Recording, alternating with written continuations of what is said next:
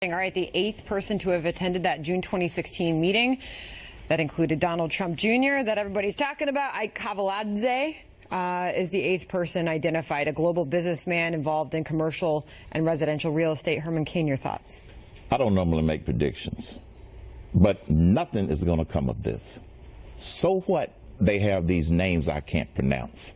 So what if they have these acquaintances here and there? Donald Trump Jr., Donald Trump Sr., they are business people. They did a lot of things before President Trump ran for president. You don't just forget about the Herman, this meeting took place when Donald Trump Jr., obviously I have to point this out, had an active role on the Trump presidential campaign. Agreed. He went to that meeting, according to the reports, thinking that he was going to get some opposition research. It didn't turn out to be opposition research. The report I heard said that the lady wanted to lobby him about adoption rules. They got up and left. So who else was in the meeting at this point? Since he got up and left, to me, it doesn't mean anything. You know, the only thing that I would say in all of this is we could have known this information from the beginning. Like, there is nothing that we're learning now in a drip that wasn't available 2 weeks ago. So I asked two questions. One, were the questions not asked about who was in the room? And if they were, why weren't the answers given? And we would move on from now. Alan Dershowitz, a well-known liberal attorney, has said constitutionally nothing has been wrong here except for how it's being handled now.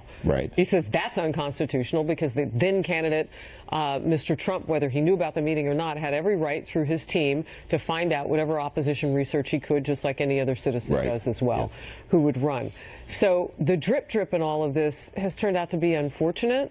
If we fast forward 2 weeks from now, if people still want to be talking about it and there's no there or evidence that comes about in this other person, this interpreter, do we move on? I mean, when you say people still want to be talking about it, I don't run into people on the street who still want to be talking about it. No, I mean on the hill. I know what you're saying.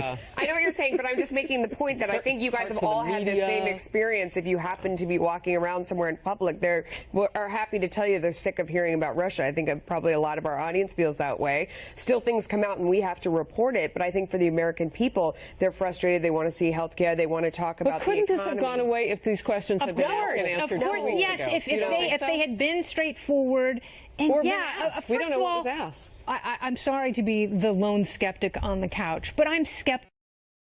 Politicians. I'm skeptical of people who are seeking power. And I think the fact that this story has changed and it went from 4 and now miraculously there's been cell division and there were 8 people in the room. How do we know there weren't more? How do we know they didn't get dirt on Hillary Clinton? And because something's not constitutional doesn't mean that it's right. I'm sorry if I think it's wrong for either side to be getting dirt on an opponent from foreign governments like Russia and Ukraine. You're not alone in any of that. And in fact, I think we've said that many times before. We said that yesterday. It's not right for either side. I think both sides were without question doing it. And that doesn't make it right. I think we're getting a very ugly education in what goes on in these various campaigns. And you have to also remember that this was the point in time where people were looking for all those emails that had been deleted and smashed and bleached and whatever else.